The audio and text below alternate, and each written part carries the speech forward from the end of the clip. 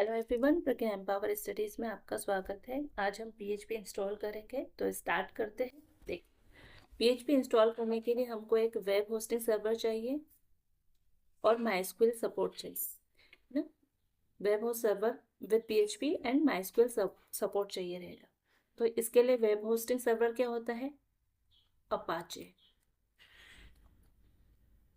Apache server है जो हमको लोकल होस्ट प्रोवाइड करेगा, जिससे हम लोकली अपनी वेबसाइट बना सकते हैं।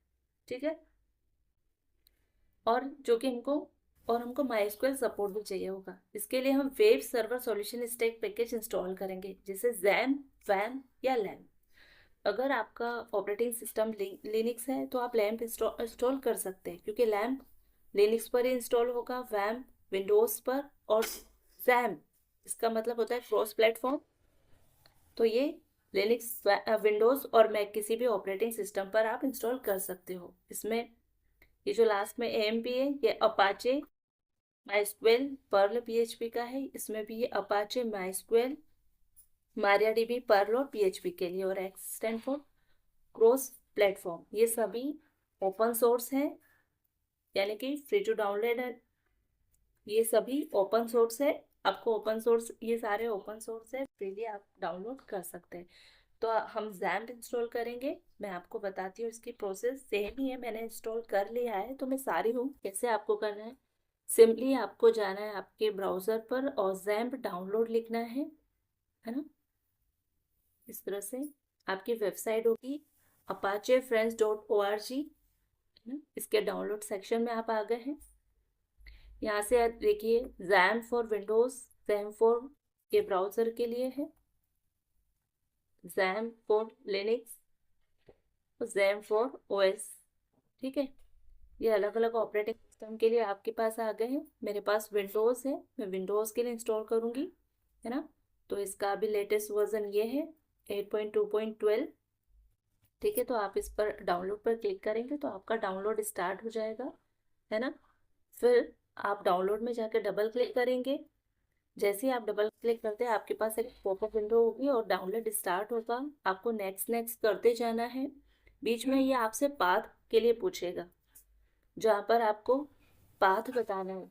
नॉर्मली सी ड्राइव में ही आपके सारे सॉफ्टवेयर इंस्टॉल होते हैं, बट क्योंकि पीएचपी ग्लोबली इंस्टॉल नहीं होता, इसलिए जिस ड्राइव में आप अपना प्रोजेक्ट बनाओगे, जहाँ पर प्रॉपर आपके पास स्पेस है, उसी ड्राइव में आप पीएचपी को या आपके जैम को इंस्टॉल कीजिएगा, है ना। अगर आप सी में इंस्टॉल करते हैं तो आपका प्रोजेक्ट भी सी में ही बनेगा, है ना। ये आप सी में इंस्टॉल करते हैं तो आपका प्रोजेक्ट भी सी में होगा। अगर आप डी में इंस्टॉल करते हैं तो आपका प्रोजेक्ट भी डी में ही आप बनाएंगे। मैंने डी में इंस्टॉल किया है, आप चाहे तो सी में ही करना, है ना। उसके बाद लास्ट में आपको ये फिनिश के लिए कहेगा। फिनिश जैसे ही होगा, आपके पास जैम का कंट्रोल पैनल ओपन हो जाएगा। वो मैं आपको बताती हूँ। इस तरह से जैम का कंट्रोल पैनल हो जाएगा। कभी कभी ये रन एज ए एडमिनिस्ट्रेशन के लिए पूछता है, आप सिंपली डबल क्लिक करेंगे तो भी आपके पास सेम पैनल ये ओपन होगा। ये डायरेक्टली जब आप इंस्टॉल करते हैं तभी ओपन हो जाता है, और हर बार जब आप पीएचपी पे काम करेंगे तब आपको इस पर, या तो आप चाहे तो आइकॉन, आपके आइकॉन क्रिएट कर, शॉर्टकट क्रिएट कर लेना, या फिर चाहे तो आप इस तरह से, जैसे मैंने सर्च करके किया है प्रोग्राम में, उसी तरह से इसको ओपन कीजिए। कंट्रोल पैनल इसी तरह से आपका होगा। अपाचे माइस्क्वेल, है ना, फाइलझीला मरकरी। आपको जनरली काम किससे होता है? अपाचे और माइस्क्वेल से हमको हमारी नीड है। तो अपाचे से पीएचपी स्टार्ट होगा, और जब आप माइस्क्वेल से कनेक्टिविटी करेंगे, डेटाबेस से कनेक्टिविटी करेंगे, तब आप माइस्क्वेल भी स्टार्ट करेंगे। तो इस तरह से अपाचे के स्टार्ट पर क्लिक करेंगे तो अपाचे हमारा स्टार्ट हो रहा है। और जैसे ही यहाँ ग्रीन बटन आती है, दैट मीन कि आपका अपाचे स्टार्ट हो गया। आप चाहे तो माइस्क्वेल, जब आप माइस्क्वेल की कनेक्टिविटी करेंगे डेटाबेस से, तब भी कीजिएगा। वैसे ये भी सेम, इसकी भी प्रोसेस होती है। मैं स्टार्ट पे किए क्लिक तो इस तरह से हो जाएगा। अब बात आती है कि कभी कभी आपका जो पोर्ट होता है 33306, ये कभी कभी बिजी होता है, तो वहाँ पर आपको एरर आ जाती है और आपका माइस्क्वेल स्टार्ट नहीं होता या पीएचपी स्टार्ट नहीं होता। है ना। तो आपको यहाँ पे एरर, यहाँ पर इस विंडोज में यहाँ पर एरर शो हो जाती है। जैसे अभी मुझे कोई एरर शो नहीं हो रही है ना, क्योंकि मेरा 330 पर, पोर्ट 330 पर मैंने इसको इंस्टॉल किया था। अब कैसे, तो अगर आपको पोर्ट चेंज करना है 3306 से किसी और पोर्ट पे जाना है, तो आप सिंपली ये कॉन्फ़िग पे क्लिक कीजिएगा। एक तो ये यहाँ पर कॉन्फ़िग पे क्लिक कीजिए, ऊपर जो ये आपको दिख रही है यहाँ पर, है ना, यहाँ से आप सर्वर और पोर्ट सेटिंग पे जाइए, है ना। और जो आपको सर्वर जैसे माइस्क्वेल का नहीं चल रहा है या अपाचे का नहीं चल रहा, तो यहाँ से आप सर्वर चेंज कर सकते हैं, पोर्ट नंबर चेंज कर सकते हैं। तो माइस्क्वेल का मैंने यहाँ से 3307 किया था, क्योंकि 6 मेरा नहीं चल रहा था। ठीक है, तो इस तरह से आप यहाँ से एक पोर्ट चेंज कीजिएगा, और फिर आप कीजिएगा एक कॉन्फ़िग, यहाँ पर कॉन्फ़िग पे क्लिक करेंगे तो ये माई आई नई फाइल आएगी। यहाँ पर दो जगह आपको पोर्ट चेंज करना होगा, है ना। तो अगर वो इशू आता है तो आप कीजिएगा, नहीं तो कोई इशू नहीं आएगा, है ना। तो जहाँ पर 3306 लिखा होगा वहाँ पर आप 3307 या जो पोर्ट आपका, जिस पोर्ट पर आपको चलाना है उस पोर्ट का नंबर आप डाल दीजिएगा। ठीक है, तो इस तरह से फिर आपका चल जाएगा। वैसे अगर आपने पहले पीएचपी नहीं इंस्टॉल किया होगा, या आपका पोर्ट फ्री फ्री होगा, तो आपको कोई इशू नहीं आएगा। बट अगर आता है तो ये दो ही तरीके हैं यहाँ, एक तो यहाँ कॉन्फ़िग से आप चेंज कीजिए, दूसरा आप ये फाइल में जाके दो जगह आप सर्च कर लेना 3307, 3306, और वहाँ पर कर देना 7, 3307 कर देना, आपका पोर्ट चेंज हो जाएगा और आपका अपाचे फिर स्टार्ट हो जाएगा। तो कभी कभी ऐसा इशू आता है, हमेशा नहीं आता है। अगर पोर्ट का आता है इशू तो आपको यहाँ पर एरर आ जाती है ना। तो अभी हम इस तरह से स्टार्ट कर लिया हमने, हमारा अपाचे सर्वर भी स्टार्ट हो गया है, माइस्क्वेल भी स्टार्ट हो गया है। बट अभी हमको माइस्क्वेल की नीड नहीं है, तो हम माइस्क्वेल को कर देते हैं स्टॉप। ठीक है, और ये अपाचे स्टार्ट हो गया। ठीक है, जैसे मैं माइस्क्वेल का भी बता देती हूँ आपको। जैसे ही आप, अब देखिए, आपको देखना है कि आपका अपाचे स्टार्ट हो गया है, तो आपको आपका प्रोजेक्ट के लिए एक फोल्डर बनाना होगा। तो आप आपकी डायरेक्टरी में आ जाइए। अब जिस भी ड्राइव में आपने आपका सी इंस्टॉल किया है उसी ड्राइव में जाइएगा। मैंने डी में इंस्टॉल किया था तो मैं डी में आ रही हूँ। उसके बाद मुझे ये जैम्प नाम का फोल्डर मिल रहा है, मैं जैम्प में आई। और फिर मुझे यहाँ मिला HT डॉक्स नाम का फोल्डर, मैं यहाँ पर आई। ये इसमें आकर अपना प्रोजेक्ट का फोल्डर में बना देती हूँ, जहाँ पर PHP लर्निंग का मैं काम करूँगी, है। तो अभी तो हम लर्निंग ही कर रहे हैं, इसलिए हमने एक डायरेक्टरी बना देते हैं। मैं बना रही हूँ ट्यूटोरियल्स नाम से। ठीक है, PHP ट्यूटोरियल्स। ठीक, ये मेरे डायरेक्टरी है। अब जितनी भी फाइल्स में हो मैं बनाऊंगी, वो मैं इसी फाइल में, इसी डायरेक्टरी में बनाऊंगी।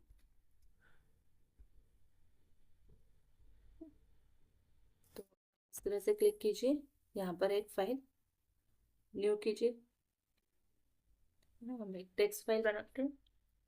ठीक है, यहाँ पर जब आप टेक्स्ट फाइल बनाएंगे तो इसका एक्सटेंशन होगा TXT। आपको प्रॉपर PHP एक्सटेंशन की फाइल बनानी होगी। तो मैं यहाँ बना देती हूँ test.php नाम से। कभी कभी ये होगा कि जब आप फाइल में चेंज करेंगे, यहाँ से फाइल का नेम चेंज करेंगे, तो वो .txt ही लेगा, चेंज नहीं होगा। तो उस कंडीशन में आप क्या करना, व्यू में जाना यहाँ पर, और जो ये फाइल नेम एक्सटेंशन है इस पर क्लिक करना। तो क्या होगा, टेक्स्ट जो आपकी डॉक्यूमेंट फाइल होगी उसका .txt भी आपको दिखेगा। तो आप पूरा इरेज करना txt तक के, और आपकी फाइल का नाम देना test.php या जो भी आपको देना है, लेकिन एक्सटेंशन आप रखना .php। ठीक है, इस तरह से हमारी एक फाइल बन गई। अब आप एडिटर के तौर पे कुछ भी यूज़ कर सकते हैं, कोई भी एडिटर यूज़ कर सकते हैं। तो जैसे कि सबलाइम यूज़ कर सकते हैं आप सिंपल नोटपैड पर भी चला सकते हैं, PHP के प्रोग्राम को लिख सकते हैं। बट वो बहुत ही बेसिक और बहुत पुराना तरीका हो गया। नोटपैड, Notep++ पर भी कर सकते हैं, लेकिन उससे अच्छा या तो आप सबलाइम यूज़ करें या फिर आप यूज़ करें VS कोड। तो VS कोड में हम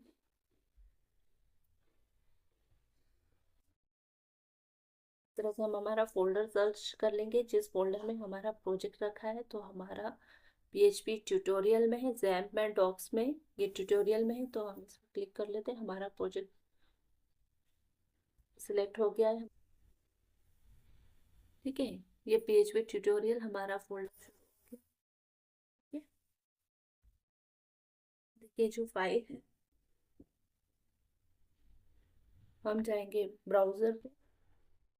हमने क्योंकि लोकल होस्ट है हमारा, वेब सर्वर हमारा कौन सा है, लोकल होस्ट, तो हम लिखेंगे लोकल होस्ट। और अगर आप इस पे हिट कर देंगे तो इस लोकल होस्ट में आपके जो जो ये डैशबोर्ड पे आ जाता है। ठीक है, तो आपको क्या करना है, जिस भी डायरेक्टरी में आपने लोकल होस्ट में जिस डायरेक्टरी में आपका प्रोजेक्ट है वो डायरेक्टरी का नाम यहाँ दे दीजिए, PHP ट्यूटोरियल नाम से मैंने दिया था। तो ये मेरी वो डायरेक्टरी ओपन होगी और उसमें मेरी एक फाइल मैंने बनाई थी test.php नाम से, तो मैंने उस पर क्लिक करके ओपन किया। अभी मैंने PHP की फाइल में कुछ भी लिखा नहीं था इसलिए ब्लैंक आया है। ठीक है, तो इस तरह से मैं PHP की फाइल को ओपन कर सकती हूँ, है ना। अब देखिए, मैंने यहाँ लिखा था लोकल होस्ट, उसके बाद लोकल होस्ट जैसे ही किया था तो मेरे पास एक डैशबोर्ड ओपन किया। आप यहाँ से भी जा सकते हैं, जैसे PHP माई एडमिन आपको देखना है आपका MySQL सर्वर चल रहा है या नहीं। आपको MySQL देखना है, PHP माई एडमिन पे क्लिक कीजिए आप। इस तरह से आपका PHP माई एडमिन का MySQL के लिए आपके पास एक आपका डैशबोर्ड ओपन हो गया। ये टेस्ट नाम से, ये आपके एक उसने टेस्ट नाम से आपको डेटाबेस क्रिएट करके दिया है, जिसमें आप टेबल नेम देकर नंबर ऑफ कॉलम डाल के टेबल्स जितनी चाहे उतनी बना सकते हैं और जितने चाहे उतने डेटाबेस भी क्रिएट कर सकते हैं। जब हम MySQL से कनेक्टिविटी करेंगे, डेटाबेस से कनेक्टिविटी करेंगे, तब मैं आपको ये कनेक्टिविटी करके बताऊंगी, डेटाबेस नया क्रिएट करके बताऊंगी और टेबल्स क्रिएट करके बताऊंगी और उसके इससे रिलेटेड सारी इन्फॉर्मेशन दूंगी। लेकिन अभी हम सीख रहे हैं PHP, तो चलते हैं PHP पर, है ना। तो इस तरह से आप MySQL यूज़ कर सकते हैं। और ये था PHP, जिससे अपाचे के यूज़ से आप PHP अपाचे सर्वर से आप PHP को यूज़ कर सकते हैं। ठीक है, तो यहाँ से हम MySQL को स्टॉप कर देते हैं क्योंकि अभी हमको नीड नहीं है। अब हम आते हैं हमारे VS कोड पर, जो हमने एक test.php नाम से फाइल बनाई। ठीक है, तो यहाँ पर हमको PHP का एक सिंपल कोड लिखते हैं। ये PHP के टैग्स है, ओपनिंग टैग और क्लोजिंग टैग, इसी के बीच आपको अपना कोड लिखना है PHP का। क्योंकि जो .php एक्सटेंशन की फाइल होती है उसमें आप चाहे तो HTML लिख सकते हैं, CSS लिख सकते हैं, जावा स्क्रिप्ट लिख सकते हैं, लेकिन इनके बीच में आप PHP कहीं भी नहीं लिख सकते। जहाँ हमको PHP का कोड यूज़ करना है आपको यह टैग लगाने पड़ेंगे और PHP लिखनी होगी। तो हम इको कराते हैं।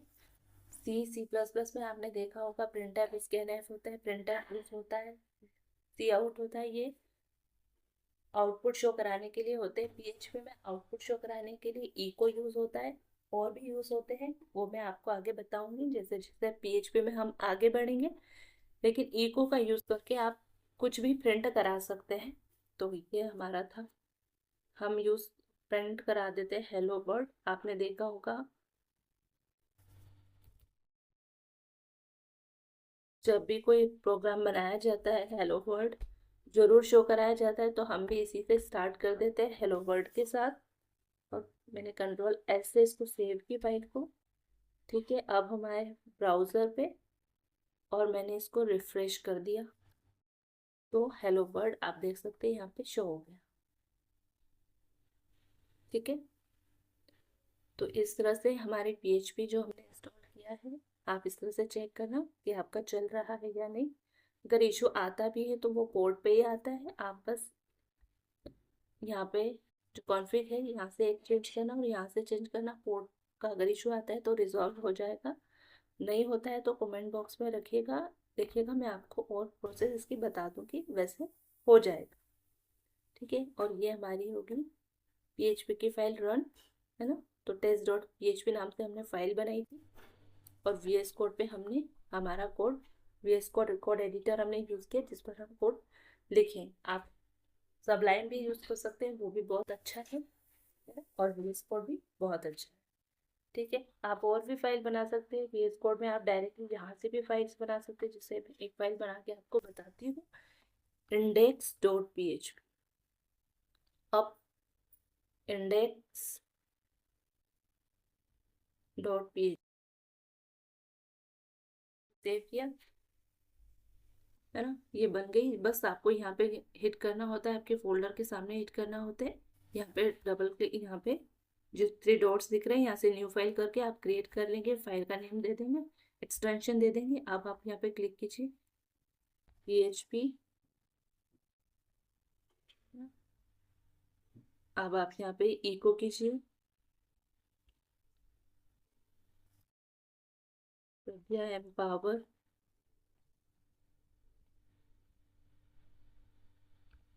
स्टडीज। ठीक है, आपने सेव किया है ना, और आप देखेंगे कि ये index.php में आपने लिखा है और test.php में आपने लिखा था हेलो वर्ल्ड, है ना।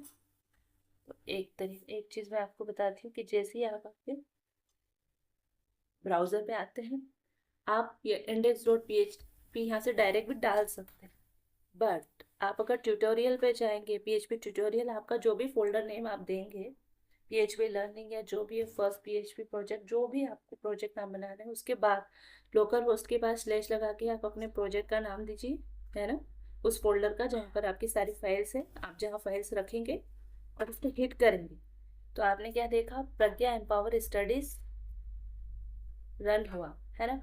और पहले क्या होता था, पहले जब लास्ट टाइम मैंने बताया था तो क्या हुआ था कि वो आपकी फाइल में, आपके प्रोजेक्ट में जितनी भी फाइल थी वो फाइल शो कर रहा था, इसने फाइल का नेम दिया था test.php। क्यों, अब की बार ऐसा क्यों नहीं हुआ, क्योंकि जो index.php होती है, जहाँ आपने देखा होगा कि जो वेबसाइट्स होती है उसका होम पेज वो पेज होता है जो सबसे पहले ओपन होता है, और वो होम पेज की जो लिंक होती है उसका जो फाइल नेम होता है, वो अगर PHP पे बनी है तो उसका नाम होता है index.php।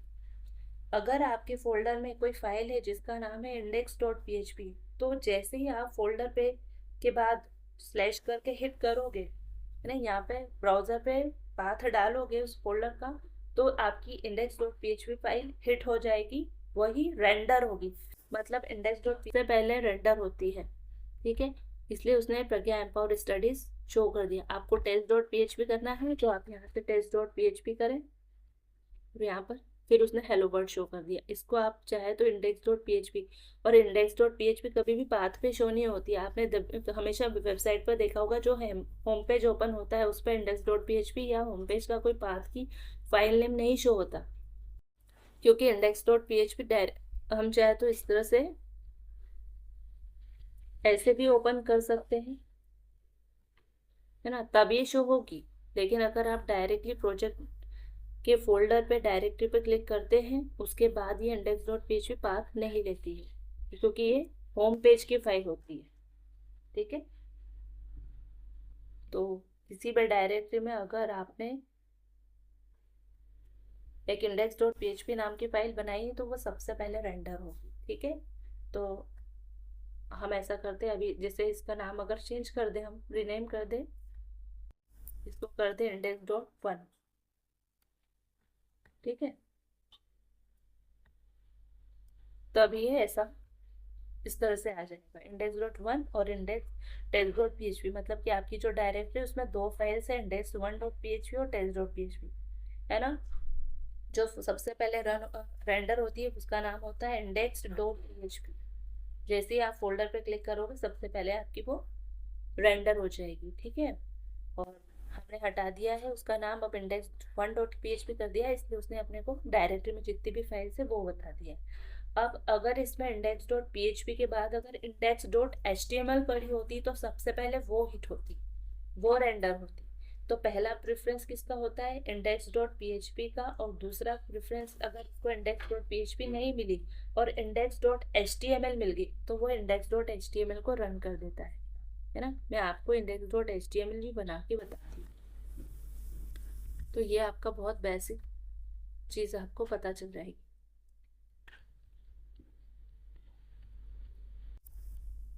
है ना। ये HTML फाइल है, इसमें आप HTML कोड लिखिए। HTML का टैग लगाने की भी नीड नहीं है, आपने सिर्फ मैंने बताने की HTML फाइल लिख दी। कंट्रोल सेव किया और हम जाते हैं ब्राउज़र पे, ठीक है। जैसे ही हम हिट करते हैं तो सबसे पहले रेंडर होगी कौन सी, HTML फाइल, क्योंकि index.php को पहला प्रेफरेंस मिलता है, उसके बाद दूसरा किसका होता है, index.html का। लेकिन है ना, क्योंकि index.php तो थी नहीं, उसको हमने index1.php कर लिया था, इसलिए उसने हिट किया index.html को। जैसे अगर हम index.php अब यहाँ कर देते हैं, अभी index.php हो गई है, ठीक है। अब ब्राउजर पर हम जाएंगे तो इसने प्रज्ञा एम्पावर स्टडी शो किया, जो कि index.php पे लिखा, ठीक है।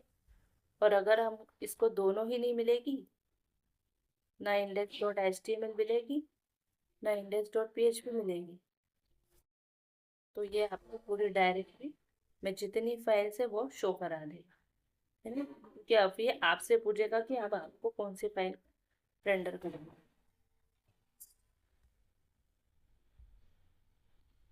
है ना। तो ये तीनों फाइल्स आ गई आपकी डायरेक्टरी में, 3 फाइल्स थी। तो नेक्स्ट लेक्चर से हम PHP स्टार्ट करते हैं। आज हमने इंस्टॉलेशन सीखा, डायरेक्टरी फोल्डर्स के स्ट्रक्चर को देखा, है ना, और अपाचे सर्वर को देखा, कंट्रोल पैनल देख लिया, ठीक है। तो ये सारी चीज़ें से हैं, जैम्प वैम्प लिंक, ये पैकेजेस है जो आपको local server, web server provide करते हैं, जो कि अपाचे का है ना। और MySQL प्रोवाइड करते हैं, तो अपाचे से आप PHP और MySQL से आप डेटाबेस की कनेक्टिविटी आपके वेबसाइट पे कर सकते हैं, है ना। तो मिलते हैं नेक्स्ट वीडियो में, तब तक के लिए जय हिंद जय भारत, थैंक यू।